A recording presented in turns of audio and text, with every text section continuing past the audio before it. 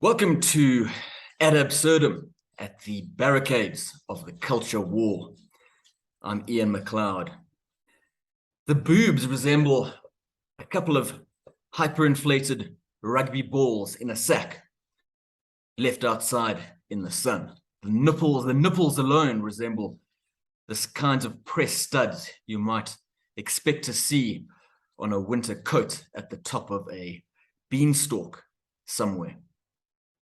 I'm talking, of course, about the teacher in Ontario, Canada, who emerged this week in pictures wearing gigantic prosthetic breasts while teaching his shop class. Shop, I think, in South Africa is the equivalent of design and technology. You're using heavy equipment when doing this.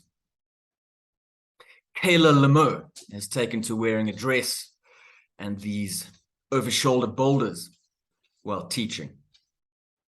Now, the school board and the school are defending him to the hilt. Of course, we've had the usual array of good, bad, and ugly social media responses.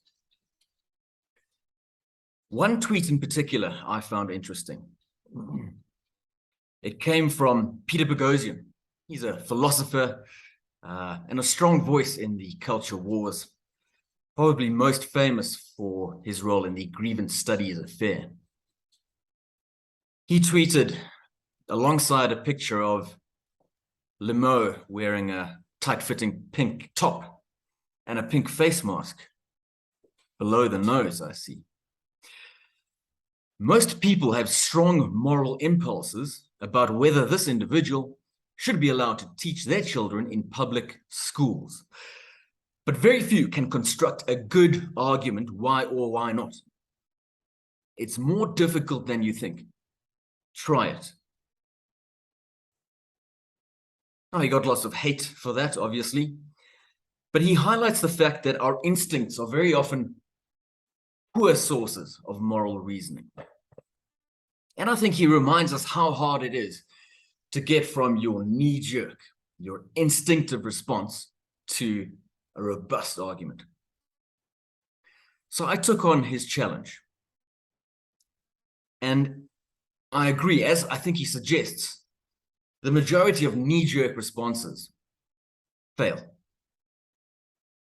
I think the first one that many on Twitter certainly had is, yuck. Yuck, this is horrible. Therefore, this teacher should not be allowed to teach. Now, the trouble with yuck is that it's in the eyes of the beholder. Many things that many think are yuck are fine or less yuck or more yuck or beautiful. De gastibus non est disputandum.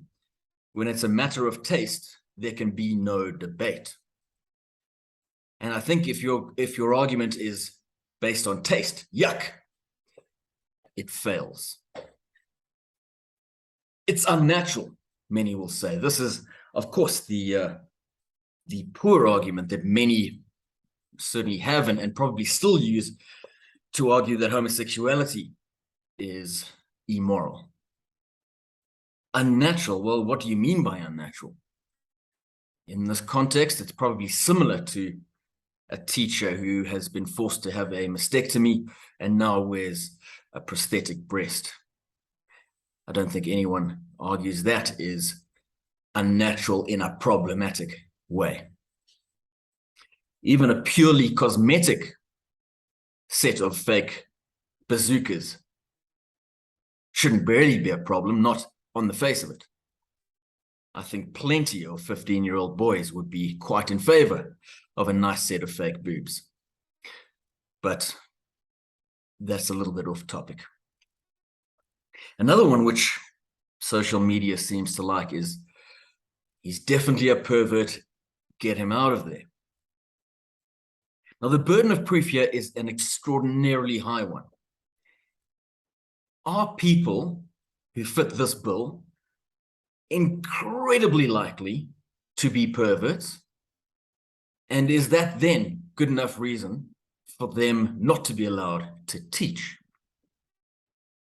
Now, many groups are far more likely to do bad things than others. Young men commit almost all violent crime. Now, if you want to argue that young men should not be allowed to teach, you run into some trouble. How likely does it have to be, on average, for young men to commit violent crime? And is there no way to manage that in an individual case? I don't think there's a strong argument there. I think this one fails as well. All three, I think, fail. But I think there are several that are sufficient to justify the school board and teachers preventing Kayla Lemieux from teaching while wearing these gigantic honkers. One is purely practical.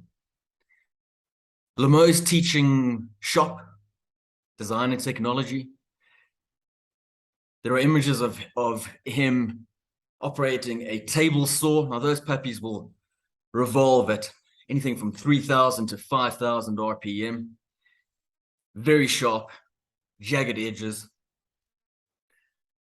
Now, you can imagine a teacher having very large natural breasts or a tumor, something like that, that's inescapable. And there you would make reasonable accommodations, I think.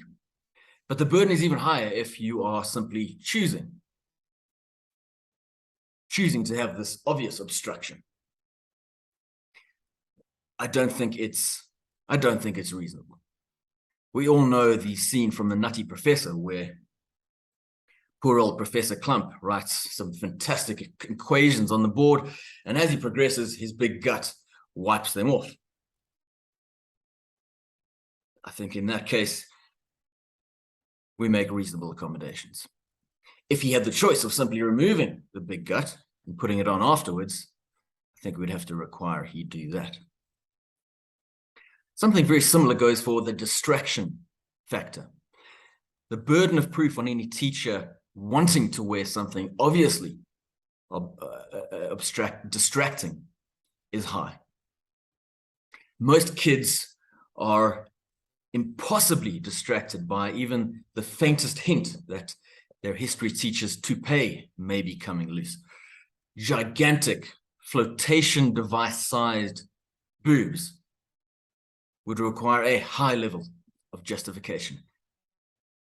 Does this teacher have to be wearing them while teaching? And that's worth noting. I don't think anybody minds Kayla wearing these things at home or at book club or playing tennis. It is while alone teaching children. And that takes me to, I think, the strongest argument. A grown man should not be playing out his sexual fantasy while alone with children. Now, autogynephilia is where a man is aroused by the thought of himself as a female and being seen as a female. Now, I would suggest wearing gigantic honkers is an example of this.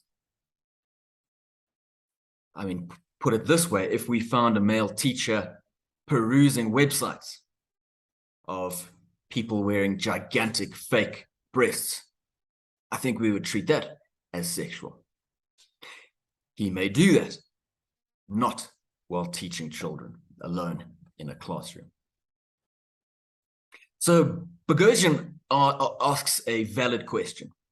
I think it's a good reminder that we shouldn't simply go with gut feel responses.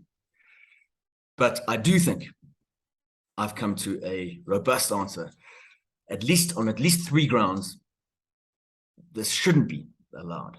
Now, of course, there's a kicker here. There's a major kicker. There is a suggestion that Kayla Lemieux is trolling. A post from Reddit. I'm not on Reddit, but there seems to be some good information that emerges from there. A post on Reddit says, "This dude is gaming the system. And a non here yesterday was in this dude's class. This teacher was almost fired for toxic masculinity last year, as well as not embracing woke culture. He would drop red pills in his class such as how silly gender-neutral bathrooms are. The school board hates him. He's now upping the ante to exploit the very clown world the school and society itself created. His long game is most likely to get fired and then sue for discrimination. There is no other explanation, no better way to troll clown world than to become an over-the-top caricature of woman, of the woman. Now, I'll be honest, I didn't see that coming, because there is essentially nothing the woke can do that shocks me anymore. This fits. They do this sort of thing.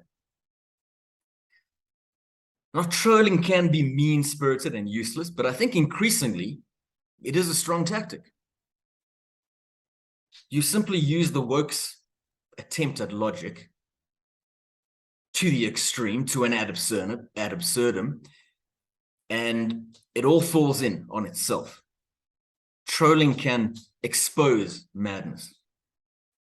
Now, the best example of this, I go back to Peter Boghossian. He did some work with James Lindsay and Helen Pluckrose. Many of you will know the Grievance Studies affair. Now, all three have academic credentials. They know how to write an academic journal article.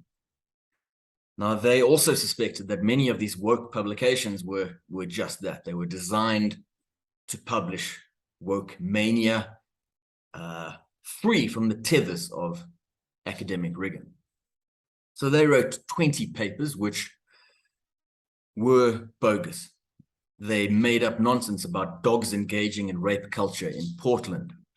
They suggested that straight men could reduce transphobia by anally penetrating themselves with sex toys. And they rewrote parts of Mein Kampf in feminist language. Now, these journals, for the most part, didn't see the madness.